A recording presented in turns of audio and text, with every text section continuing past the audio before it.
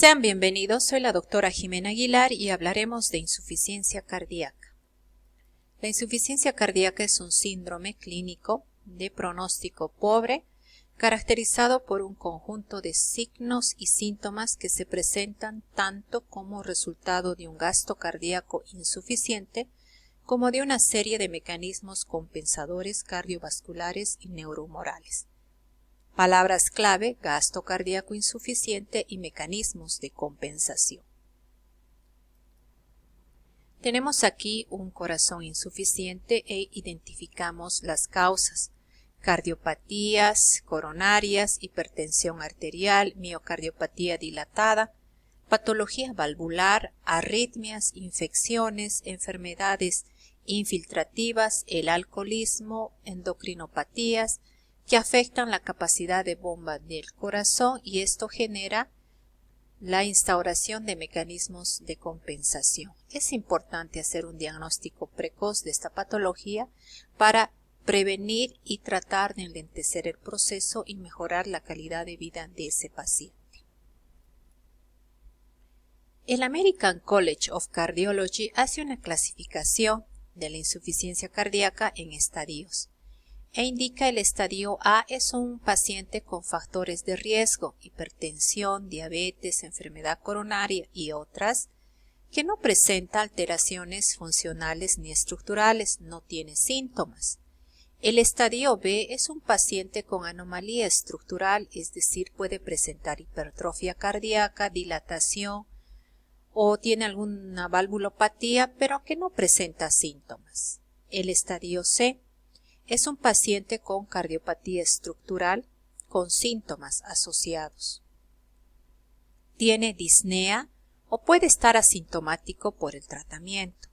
El estadio D es un paciente con cardiopatía estructural y síntomas severos de insuficiencia cardíaca, incluso en reposo y al recibir tratamiento. Es un paciente en insuficiencia cardíaca terminal con tratamiento paliativo.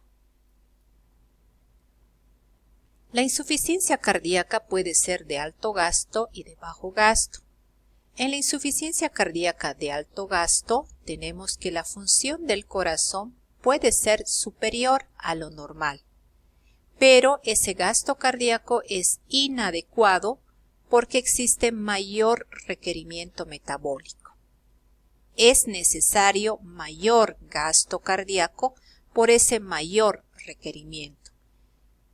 Las causas: anemia severa, tirotoxicosis, trastornos en los cortocircuitos arteriovenosos y enfermedad de Paget. La insuficiencia cardíaca de bajo gasto. El problema es aquí la afectación del corazón en su capacidad de bombear sangre. Secundario a la cardiopatía isquémica y las miocardiopatías. En la cardiopatía isquémica puede generarse zonas aquinéticas por el daño miocítico secundario. La disfunción también puede ser sistólica o diastólica. La disfunción sistólica se caracteriza porque se afecta la contractibilidad, por ejemplo, en esos pacientes que han tenido un infarto de miocardio donde se ha producido la lesión de un número considerable de miocitos, y eso ha generado una disminución de la capacidad contráctil y por lo tanto una disminución de la fracción de eyección menor al 40%, es decir, esa fracción de eyección se va a encontrar descendida, menor del 40%, y eso va a generar una disminución del gasto cardíaco. Recordemos que la fracción de eyección normal es de 50-70.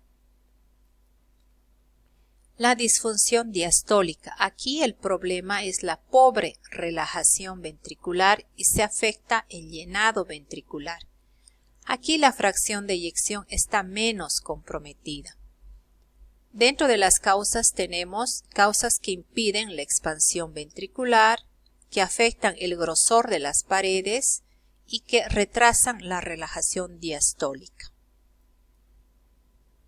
La disfunción puede ser una disfunción derecha y una disfunción izquierda. En este gráfico nos permite hacer una diferenciación. En la insuficiencia cardíaca derecha se produce congestión de tejidos periféricos, edema y ascitis en declive, congestión hepática, congestión del tracto gastrointestinal. Y en la disfunción izquierda se produce disminución del gasto cardíaco y congestión pulmonar. Eso va a generar alteración en el intercambio de gases, edema pulmonar, puede generar disnea, ortopnea. En esta imagen identificamos la disfunción ventricular izquierda.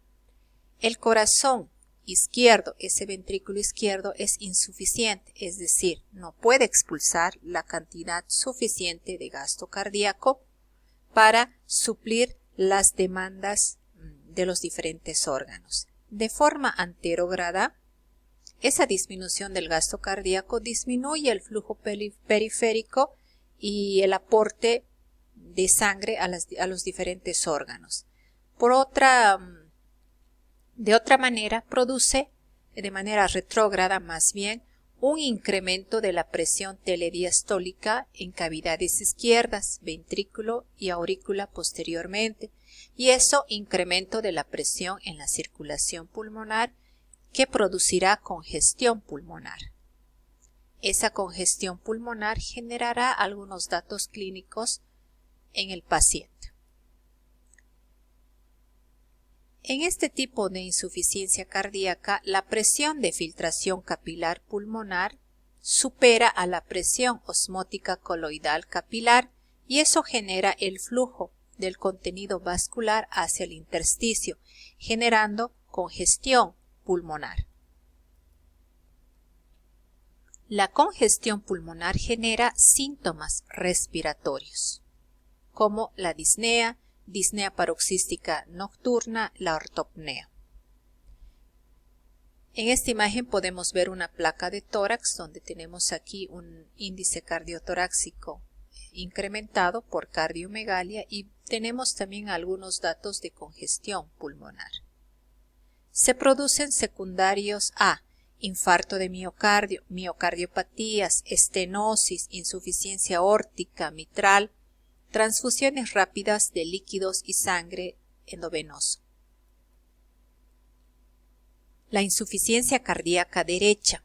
En la insuficiencia cardíaca derecha tenemos que ese ventrículo derecho es incapaz también de manejar un gasto cardíaco adecuado, por tanto se altera la capacidad de movilizar la sangre de la circulación sistémica hacia la circulación pulmonar.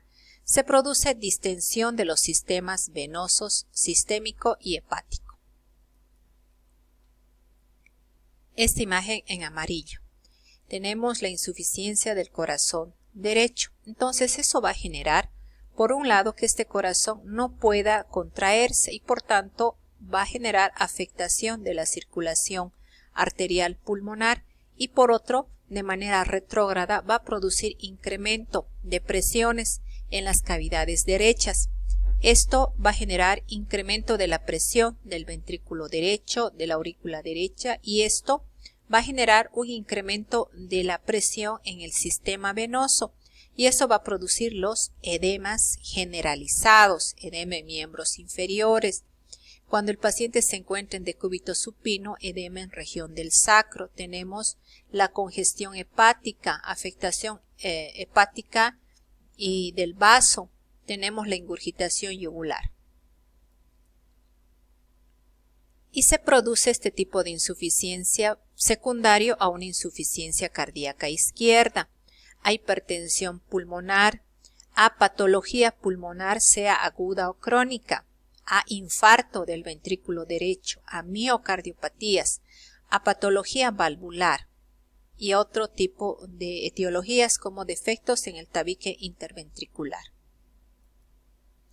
En la insuficiencia cardíaca derecha se produce justamente de manera retrógrada la congestión de tejidos periféricos.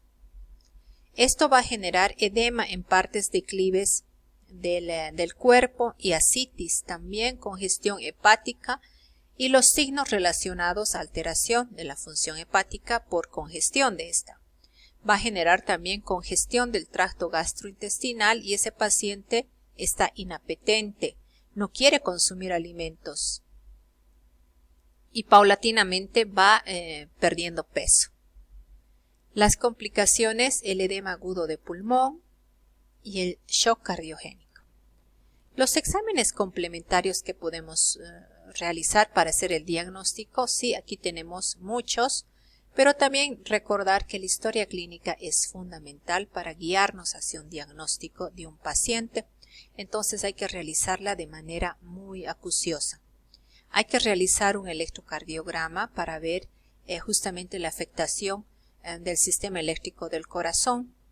También tenemos que realizar una radiografía de tórax en el que podremos identificar y valorar el índice cardiotorácico y la afectación pulmonar de ese paciente, además de otro tipo de afectaciones que podrían ser visibles. Realizar un ecocardiograma para identificar la estructura y funcionamiento de ese corazón, ver cavidades cardíacas, ver válvulas, ver flujos. Se puede hacer también un monitoreo hemodinámico invasivo. En este tipo de pacientes también se debe realizar exámenes generales como el hemograma completo. Puede ser que se trate de un paciente que cursa con una anemia y esto está relacionado con la insuficiencia cardíaca. Paciente con patología renal, paciente que presenta alteraciones hidroelectrolíticas. Hay que también pedir hepatograma para ver la afectación por congestión hepática que puede encontrarse alteradas las funciones hepáticas, las hormonas tiroideas, porque hemos visto también que hay patología endocrinológica relacionada con la insuficiencia cardíaca. Hay que ver también si ese paciente está en área endémica o es positivo para Chagas.